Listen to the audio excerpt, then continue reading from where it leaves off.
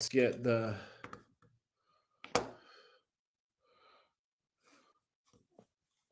Ladies and gentlemen.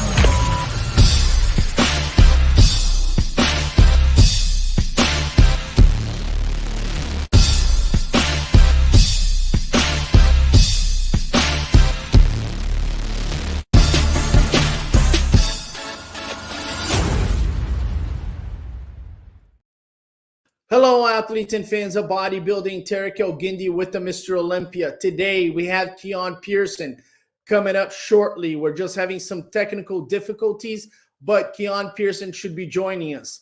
With me, my co-host, he is the 2000 Mr. USA's. He is the Mr. Olympia Master of Ceremony, Arnold Classic Master of Ceremony, the voice of bodybuilding, Bob Chick. How are you, Bob? What's up, Derek? I'm coming to you live. Hopefully the signal holds out, but I'm actually in Italy, so I'm about 6 hours ahead of the East Coast, 9 hours ahead of you. That means it's 2 a.m. here, but you know what? Olympia TV rolls on, brother. What is going on in Italy? What are you doing in Italy right now, Bob Ciccarillo? Well, I am here for Panada. You can see the official Panada hat. We just got these brand new, but as most people know by now, I represent the Panada brand of equipment, the best equipment in the world. They call it the Ferrari of gym equipment, bro. It's the best stuff anybody's ever seen. So we're here on business. We got some big announcements coming this week. All I'll tell you is that Sean Clarida, the giant killer, two-time Olympia champ, has been a guest out here along with former Olympia champion Marine Blanquisco. So both those champions are in the house as special guests of Rudy Panada. And looks like Keone is finally joining us here. So but that's what brings me out here, brother. So I'm here for another day. Rome tomorrow, and then back home. Get back to business. Keone Pearson, the 212 Olympia champion. Welcome to Olympia TV. How are you? Good, man. Y'all talking shit about me while I was gone? Yes. Oh, yeah. Oh, yeah. A lot of negative things. Bob actually mentioned your nemesis, Sean Clarida, and that's when you came in. I guess That's right. If you can turn the phone on the horizontal so that we don't overpower you. Yes. Keone, thank you so much for joining us. You are the 212 Olympia champion. You beat Sean Clarida at the Mr. How does it feel to be the best 212 in the world? Feels amazing. I mean, this is what I worked for. I mean, ever since I got into bodybuilding, this is what I want to accomplish. I mean, I think most of us, I think you should, when you're in bodybuilding, you want to be the number one in the world. And that's what we trained for. And I made it happen. And it feels damn amazing. It still haven't hit me yet. I remember I was talking to Jay Cutler about it at my guest pose after the show. It was like it didn't hit him till he won his first Olympia. I think probably like the day before his next Olympia that he actually won. And so that's kind of what I'm feeling right now. Like it still haven't hit me yet, but I know that I am number one in the world. But it feels great. Well, Keone, you hit the ground running at the Olympia this year. You came in with high expectations. Sean is very difficult because his number one factor for him is that he's very consistent. Rarely does he come in off in a competition. You've seen him for a number of years now, two-time champ and the defending champ as it was. But you finally got everything together. You got every little detail together, and you combined that great symmetry, proportion, and shape with conditioning that was equally matched this year, and it put you in the driver's seat. Take me back to that moment at the pre-judging when you guys are there and Steve Weinberger's putting you through the paces. What was going through your mind at that point? Did you think it's close? I got him. I got to work a little harder. Where were you? I just knew that I need to use my strength to overpower him, which is I felt like my posing always stands out to a lot of people.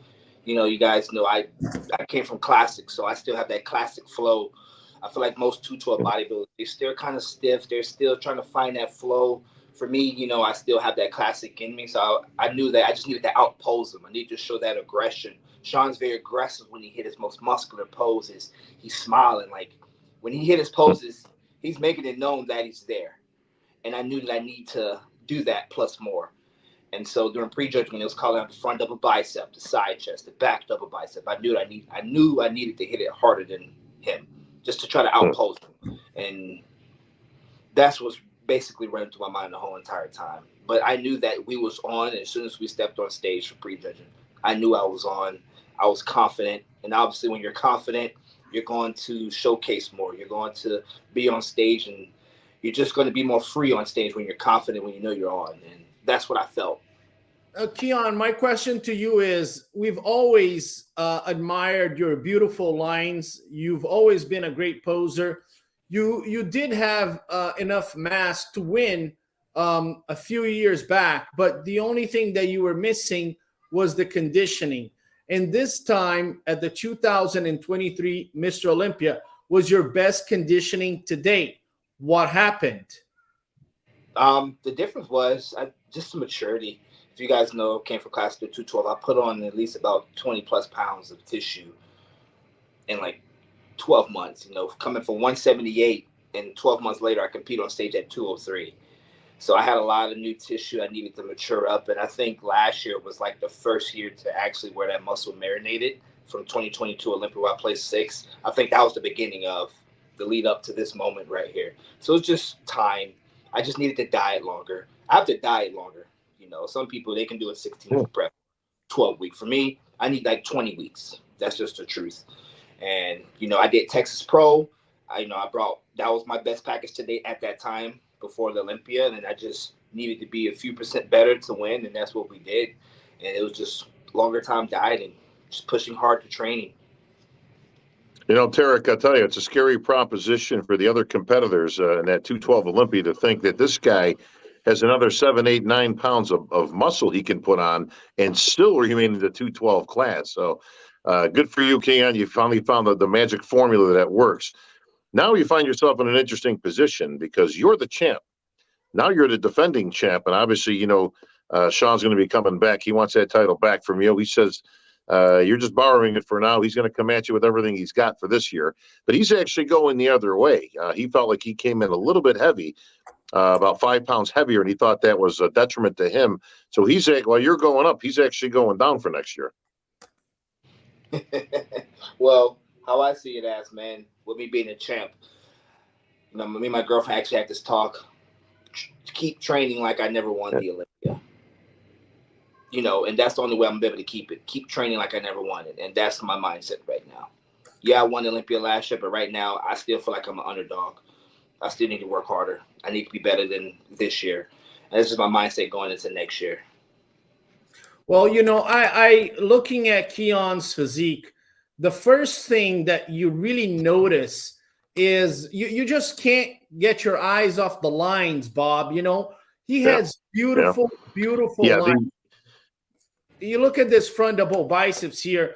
We always talk about, aesthetics and small waist, the quads. Look at this, that beautiful vacuum. And this is beautiful bodybuilding. And if Keone Pearson comes in condition, he's one of the best bodybuilders in the world, regardless of the category. You put him right next to Chris Bumstead and Derek Lunsford, and Keone Pearson might be the prettiest lines out of all the champions. Do you agree or disagree? Absolutely. And I don't know if you follow the history of the sport, Keone. I know I've told you this before. You remind me very much of a guy named Edgar Fletcher, who was around years ago, who interestingly enough, actually never achieved this pro card. Now, we're talking about the late 80s, early 90s when it was as difficult as it gets. Trust me on this one, guys. But Edgar Fletcher had probably one of the most beautiful physiques, very similar to your own. He was a little bit bigger than you, but the classic small waist, the sweeping thighs, the flaring lat spread. So definitely your best attribute. The beauty is you could probably still put on a few pounds of muscle, and that waist ain't going to go anywhere. So you've capitalized on exactly what you bring to the table. Yeah, I still have some time left. Truth be told, I was only 199 pounds for this Olympia here. So I was 199, so I still have a lot to grow. No, here's the deal.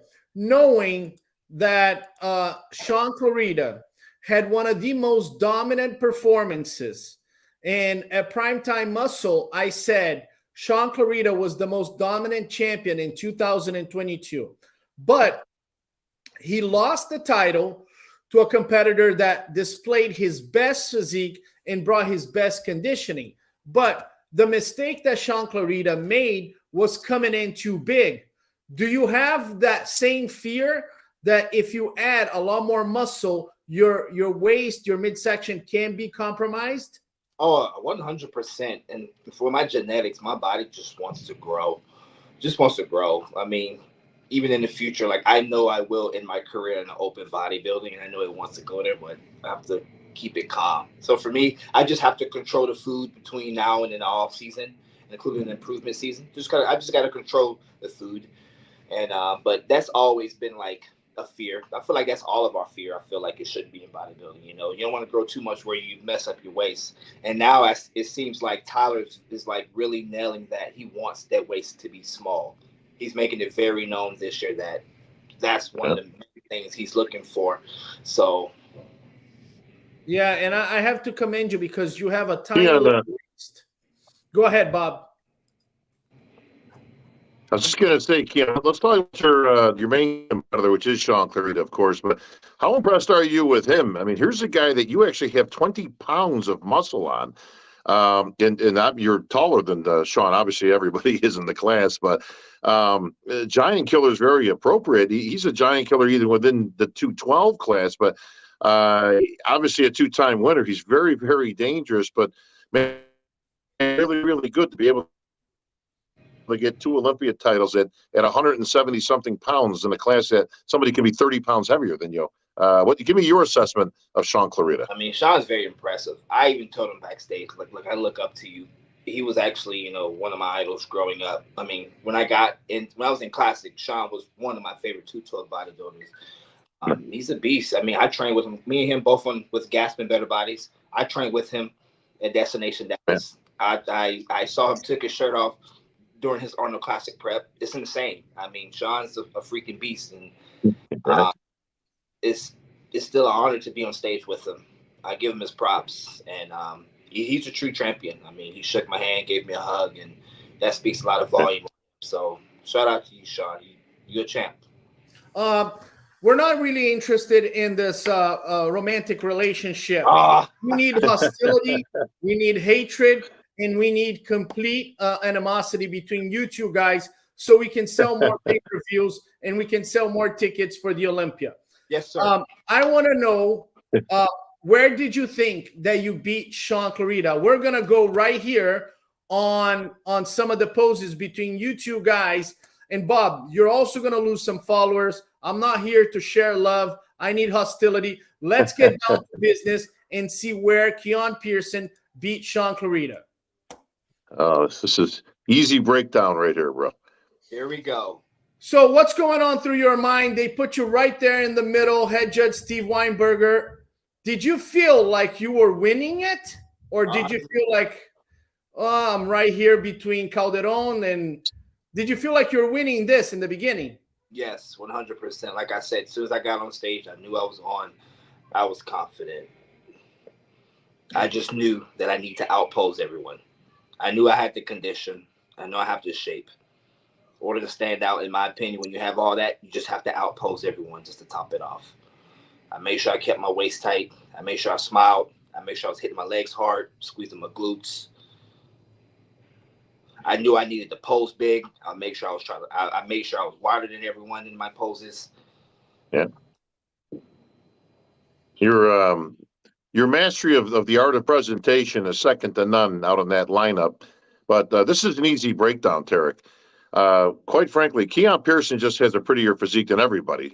Not to single Sean out, but anybody in that lineup that we're looking at on the camera right now from the footage. So when you have superior shape, symmetry, proportion, and size, the only thing you have to do, not that it's an easy thing, is bring the conditioning. And that's what Keone did.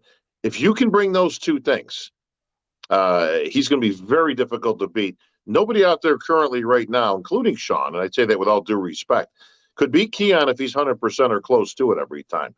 He'd have to come in off, and Sean's very dangerous because he had to come in off, and he actually did, which opened that door even more. But The world's your oyster, bro. I mean, you have those basics. And anytime we talk about the basics of bodybuilding, talking about top pro bodybuilders here, okay?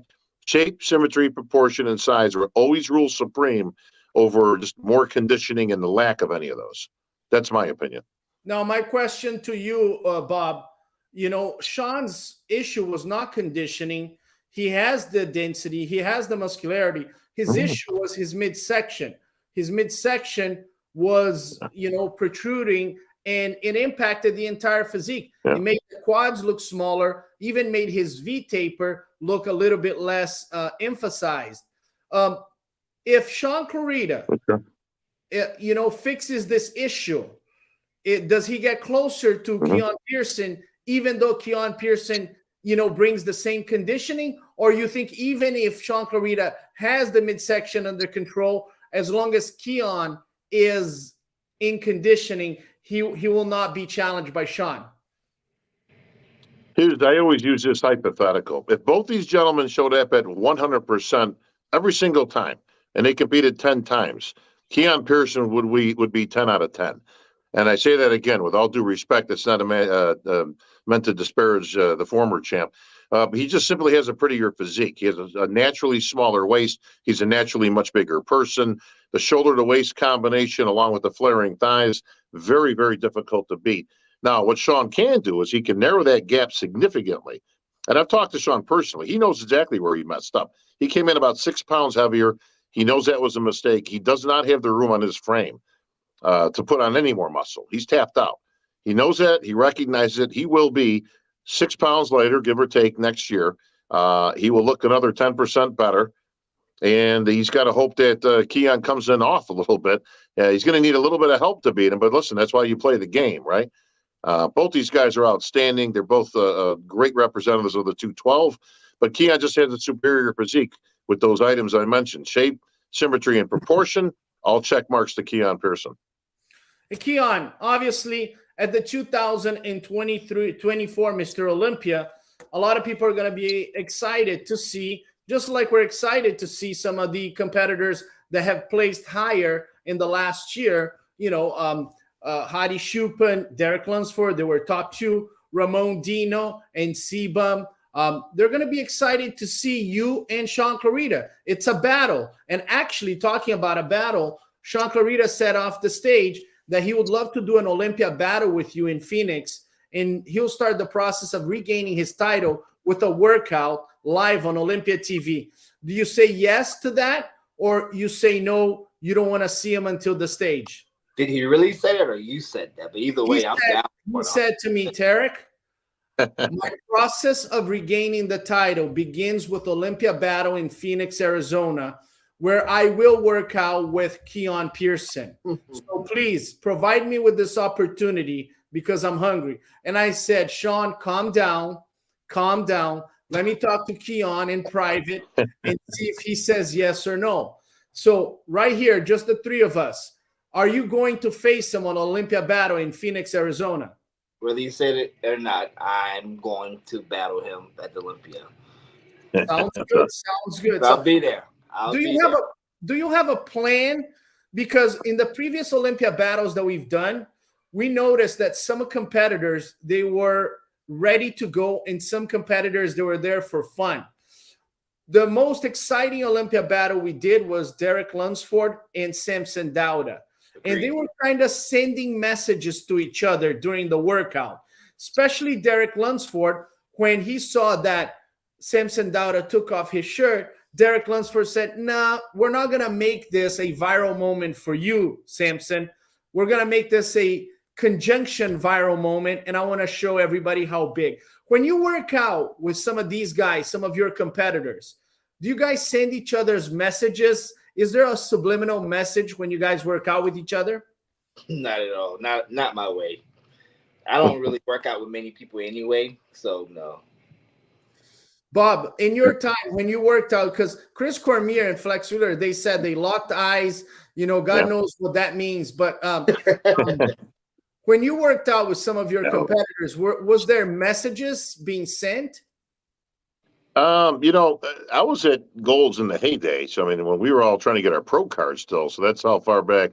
And that was, Flex, Chris Cormier, Mike Matarazzo, myself. I mean, there was a whole bunch of us in there that were going to be stepping on stage. Some of the guys trained together. Some of them did. But the closer it got to showtime, the less friendly everybody was. Everybody's kind of focusing on their own thing. But I was in Dallas just this year at Destination Dallas. Big shout out to Michael Johansson and the Gasp crew out there. But I was there. Sean Clarida was there, and Keone were both there training. Yeah. Their own things at the same gym. But listen, it's always good to have friendly rivalry and good competition. There's no reason these guys they don't dislike each other. I mean, they're both really great guys, but. Listen, it has to make you train a little harder for Keone, and I'm sure Keone will agree with this. When you're in the same gym as the guy that has your title, the guy that has the title that you're trying to get from him, and you're looking at him and you're thinking that's a 2-time champ right there, and I got to take him out. It has to elevate your game, right, Keone? Oh, it's definitely motivation. Every time I don't live there no more, but when I was living in Texas and I always saw him in Derek Jersey, I always told MJ, like, my name's going to be up there one day. I don't know when. It's Right. going to be up there. And, when I see that jersey, it just made me train harder. When I did my cardio and I would go live, I would see his jersey right in my live, prepping for Chicago Pro. So, yeah, that stuff definitely motivates you, man, to go harder. Keone, take me back to the competition. It's the finals night, and it's the 212, and it comes down to, I call both you guys to the center. In Olympia tradition, of course, the next name you hear will be your new Olympia champion and all that good stuff. And then, of course, I drag it out as long as I possibly can. And, all of a sudden it's your name that gets called and new Olympia champion. What went through your mind at that moment right then? Like I said in the speech, man, when I heard that, it was just everything that, I went through to get to that moment, starting off 2021 when I placed 14th at the Olympia. Yeah. That's the first thing that went to my mind. I was like, damn, 14th, 6th, now first. And then just thinking about, when I sat out the Olympia in 2020. So just everything that I went through, the ups and downs to get that moment. I mean, for that one moment, that's what, really played in my head. And that's why I was so emotional, a lot of hard work and a lot of, just a lot of sacrifices to get to that, that one moment. How about this moment here? Steve Weinberger calls Sean Clarida and Keone Pearson. You're fighting for first or second. Yes. What went through your mind here? Fight like my life depend on it. Fight like my life depend on it. It's just 1 and 2. There's nothing else. There's nothing else to say. I just knew that I need to be perfect in every single pose. Show no weakness. This is it's got to bring back some good memories right here watching this. How many times have you watched this footage, Keone? A lot. A lot. A lot. Tarek, it's interesting because Keone just mentioned for those watching here tonight, he came from the back of the pack, which is not unlike a few other champs that come to immediate mind, which is like Jake Cutler, Ronnie Coleman. You may have heard of some of these names out there, Keone. Both these guys were dead last in their first Olympia debut. Yeah, and it was funny. I feel like most champions, like to this day, like Jay Cutler and Ronnie, those were the ones that really got hit in the face, and now now they have a legacy, and I feel like that's the path that I'm going on right now, just to build a legacy. I needed to get that 14th place to be number 1. I don't regret it at all. Keone, there was a lot of scrutiny by a lot of people, including myself, Bob. A lot of people came down on you in a very critical way, talking about your conditioning, saying, hey, this guy has everything, all the tools, but he can't nail his conditioning. How was it to be scrutinized and criticized as a great bodybuilder that didn't fulfill his potential? Did that inspire you, motivate you, or did it hurt you sometimes? It I mean, when I first started competing and, winning shows, mentally at first it was getting to me. I didn't know how to handle that type of critique, but I realized that, okay, these people actually see potential in me. That's why they're saying what they're saying. And I kept telling myself, I don't want to be a bodybuilder that just have potential or could have been. So I use that to inspire me, to motivate me to go harder every day in the gym, sticking to that diet to the T, go harder on the cardio, making sure my rest is the same every day, recovery, every single thing counts when it comes to conditioning. And it just motivates the hell out of me, man. And I'll say 2022 was the first year I can say that I nailed the condition, which got me sixth place. And then that just motivated me even more to stay on track. And then I did the Texas Pro. We nailed that. And then the Olympia. So. But Keone, I can like tell that. you from firsthand experience as somebody who lack of conditioning cost over 10 years to get a pro card. It's aggravating. It's really, really aggravating sometimes because it's not for lack of effort. I trained as hard as anybody. I dieted as hard as anybody, probably even harder, because I couldn't get that conditioning to combine with my genetics and shape and proportion and all that fun stuff. But it was never because of a lack of dieting. It wasn't like I cheated on my diet. I mean, I'm sure you were in the same boat with, you're trying and trying and trying. You just don't have the right formula. And until I got it, you have to take that criticism. It's not like they were wrong, but everybody's critique was dead on the money. I didn't even disagree with it, but you had to find the right combination, which clearly you did this year. Yeah, it's just time. It just takes time. I tell people it takes time. It's not because cheating on your diet or anything, or you being lazy in cardio. It takes time. Some people have to diet longer. Some people grow so much in their prep, maybe they can't catch up. The condition can't catch up. It's just time. And now at that age, I feel like I'm reaching. Not my peak yet. I'm only 28 years old, but I probably A young man. Yeah, Tarek, what's even more aggravating out of that? Out of a 16-week diet or whatever like that, it all comes down to the last 48 hours is where it makes or breaks. So you kill yourself for months and months and months, and you look fantastic. And then that last prep, the last 24 to 48 hours is where it either falls apart or it comes together for you, which is really aggravating. It's the truth. Like the 14th Olympia, 2021 Olympia, I was sick 3 days out before the show, which caused me my look. I didn't train for that look. I didn't go to, Florida that year for that, with that look. I got sick 2 days out. It happens. It's part of the body. Keone, I'm looking at your footage at finals. Did you feel you were a little bit tighter at finals Friday night? Yeah, 100% tighter. I'll say about like 3% tighter from the glutes, quads, fuller, the chest. Everything was just popping more. Yeah. Base was tighter. Yeah. And who's your coach? Who is your support system? I want to know who coaches you, who teaches, guides you through this, the final couple of days. Patrick Torres, my coach. I'm sure anyone that knows bodybuilding, when it comes to coaching and stuff, people know Patrick's coach Andy Valier and a couple other people. So yeah, that's my coach, and he does the diet, and my girlfriend does the training. She's the one that trained me through the whole year, which is the reason why my legs and glutes changed so much between last year. I see that you have a very Keone, can you tell us in a Go ahead, Bob. Oh, sorry. We got some spotty connection here, but Keone, can you tell us in a general sense, what was the change that you made in that last 48 hours that came out with such a great finished package and that condition that was, in the 90 percentile? Was it you dropped carbs, you increased water, you decreased water, you increased sodium, in a general sense? What is it that you changed to make that all happen? Well, for one, when I load up before the show, is always less food because we're focusing on the midsection. Coming in full is not a problem. It's just keeping the midsection tight. So we just had less food, and honestly, I was just calm.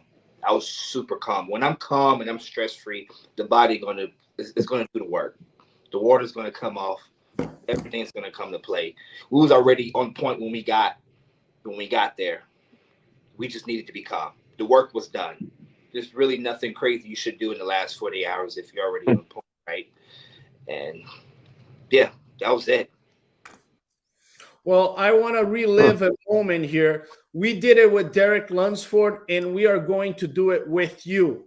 This is the moment where Keone Pearson becomes the best 212 in the world.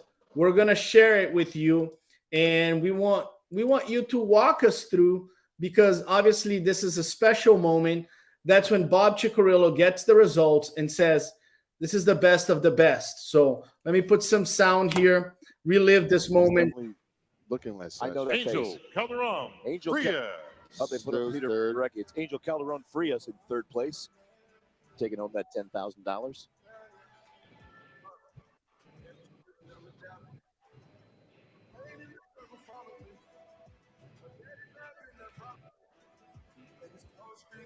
It's really hard to critique these guys right now, you know, like what they should improve on. I mean, you know, you could have a little bit more separation. Could you have? Were you 100% sure here, Keone, you were winning, or you had doubt? I mean, it was really, really 100%. well done.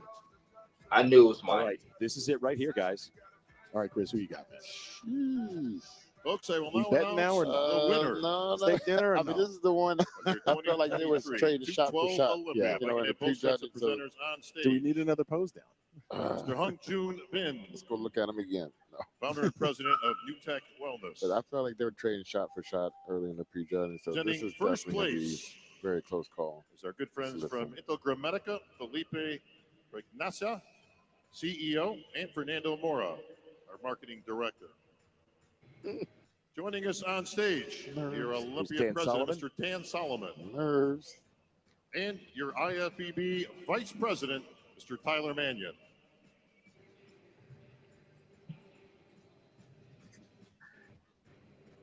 Please take the first place award, the gold medal, the first place check for $50,000, and the title of 2023 212 Olympia champion to our winner. And new 212 champion, Keone Pearson. Wow. The shape master prevails. Damn. And, you know, a beautiful Holy moment smokes. here, They because reported him, we called talk him, about I said, sportsmanship. he was impressive, You know, he was Sean Clarida does improved. not I hesitate think they a rewarded single him for that. second They to haven't seen honor those and type to of those type of celebrate hamstrings about Keone him. Pearson. And So the shape huge with it. credit. How We about a joke big hand around, for your but second Sean place Clarida is an runner-up? amazing champion, Silver and medal he for 20 recognizes to the Be Keone giant ashamed of. before Absolutely anything. not. He has nothing to be ashamed of. I mean, 100%. Much respect to he's Sean. not really missing anything. And you said it was razor sharp decision. And he's not done. They worked him this morning. It They was went that tight. pose for pose. I'm telling you, they all traded. You got it one a shot. He's one a shot, and so on. And that's bodybuilding. Yeah. Congratulations to our new 212 Olympia Keone Wow, Pearson. man, I'm so proud of this guy, man. Yes, because he's Came always a been told, long like, you way. need more All right, conditioning, gentlemen, you need more victory. separation. It's all about the glutes and the hamstrings, and he brought it tonight. So congratulations, Keone. Big time. You look phenomenal. Didn't know Did where they were great. gonna go because he still had that maturity over him. But hey, How does it make you feel when Phil Heath says he brought it? Credit to him, he brought it. I mean, that's the gift, man. He had one of the most perfect physiques when he was competing. And it meant a lot, you know. I mean, they don't just give you a compliment just to give you a compliment. They're gonna say it because they mean it. So that was huge. I looked up to Phil Heath. That's an idol of mine. So it really hit home when he said that. Very Is it, emotional. I know you said, Keone, it hasn't really sunk in yet, but is it, do you feel any difference in training as the champ? I know you're going to try to train like you're not the champ, but you are the champ. So is it going to be a little different being the defending champ as it was being the challenger? Oh, yes, 100%. When I walk in the gym, I mean, I'm at Dragon Slayer right now, Flex Lewis gym, you know, so I see him every day. So he always reminds me that I'm the champ, even when I don't think it or whatever. King of the 212s. Yeah. Yeah, you know, so training is freaking amazing because I know I'm working for something so much bigger now. I have a bigger why now.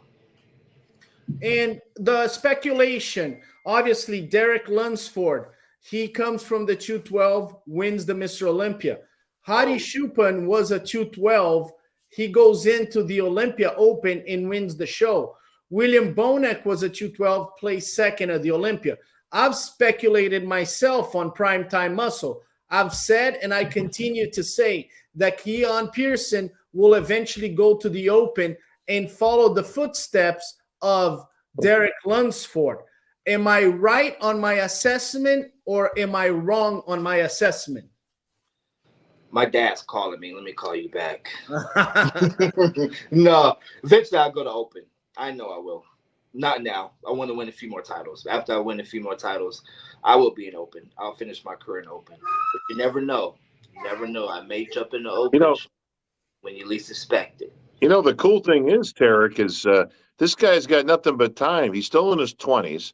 He's got his first victory in his belt, and he still has 10 pounds to go in the class without struggling like Flex Lewis did in his last 2 or 3 wins to try to make weight.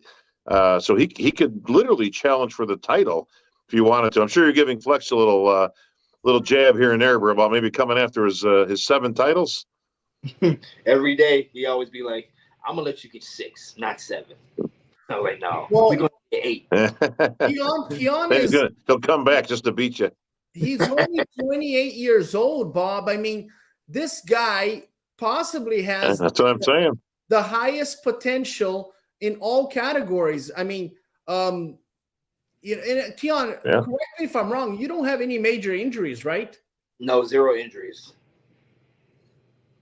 I foresee Keone Pearson spending about 3-4 years as a 212, and then I foresee him going to the Open. If Keone Pearson can increase his size, quads, back, chest, without compromising the waist, this man will be very dangerous in the Open. I was the first one to say, I'm going to give myself full credit. I'm going to sound like Bob Chick and Sean Ray at the same time. I was the first one to say that Derek Lunsford could potentially win the 212 and the Open. And you can go ahead and ask Derek Lunsford.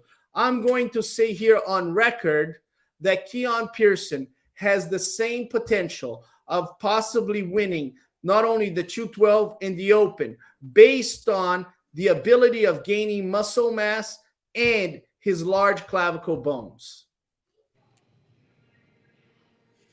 I'm not. Well, I'll tell you this, and this maybe I'll catch a little stuff for this, but I think Keone, given the right circumstances, could be your first triple threat champ, because I do believe he's got a 212 Olympia title at his belt right now. I believe with maybe in a year or two, maybe Bumstead finally takes off for greener pasture. I do believe he could win a classic physique Olympia title, and then, like I said, eventually maybe move to the Open. So who knows? Maybe we'll see our Derek Lunsford broke it with 2 different categories. Maybe Keone can make it 3. Hey, if they love us enough and say the weight cap is 200 for classic, I'll be glad to go back to classic physique. But that ain't happening. Yeah, well, he did compete as classic. He looked wonderful. Should have been a little bit more conditioned, but I believe this man will go to the Open. And like he said here, let's pay attention. He said, "You never know when I'm going to show up." Keone Pearson could win a few Olympia titles and then show up in a surprise manner at a New York Pro or a Chicago Pro in an Open show and possibly win that. And you never know. He might show up in Pittsburgh for the guest posing in Pittsburgh. By the way, I need formal confirmation that you're going to be in Pittsburgh doing your guest posing. Is that correct, Keone Pearson? Haven't heard nothing yet, but I know that's the goal. So fingers crossed that I will be there this year. What do you mean you haven't heard anything yet? Well, I mean, I don't know, like they invite you and stuff like that. I haven't got an invite or anything. I don't really know how that works, but whenever I get approached, it's going to be. You show up in shape, sit down, and President Jim Mannion is going to look at you and say, "How you doing, Keone? You ready?" And then you take off that shirt and show the world what you got. The hell with it. I'm going to be there. Sounds good. It's a formal commitment. Bob, is this man ready to go to the Open in a few years and make an impact? Well, like I said, I would take the pit stop along the way. I wouldn't go right to Open. I'd go to Classic first. No, I think we lost. He's got the physique to do it. Nobody has the physique that Keone Pearson has right now in the IFBB. Prettiest physique in the league. I agree, but I think he's going to 212 to open. I don't foresee him going back to classic. I could be wrong, but that's very seldom. Keone, I'm going to give you the final word. Okay. You're a man that struggled but persevered in the end. Millions of people look at you and say, hey, they're criticizing me just like they criticize Keone Pearson. I'm going to follow his path, never give up, and become the best in the world in my category. You have the final words. What are your final words for millions of people that you've inspired as the 212 Olympia champion? You heard it from Terry, guys. Never give up. Don't worry about what others say. Focus on yourself and make sure you have a good circle of people around you. I experienced that firsthand, starting from 2022, and honestly, my life changed since then. So have a quality circle and never give up and stay focused on a goal. And that's it. So whatever you guys trying to accomplish, you can make it happen. Just be consistent. That's coming from me. I've been through a lot of hatreds, a lot of downs, more downs than ups, honestly, to get here, but still made it happen. And you can make it happen too. Just be consistent, you guys. Coming from the Prodigy. The Prodigy 212 Olympia champion. Many people have criticized him. Many people have doubted him, but he continued his path and became the best in the world. My name is Tarek El-Guindy with the Mr. Olympia, with my co-host, Bob Chick. He is the voice of bodybuilding and one of the most gifted physiques in the history of bodybuilding, Keone Pearson. We'll see you next time. Ladies and gentlemen,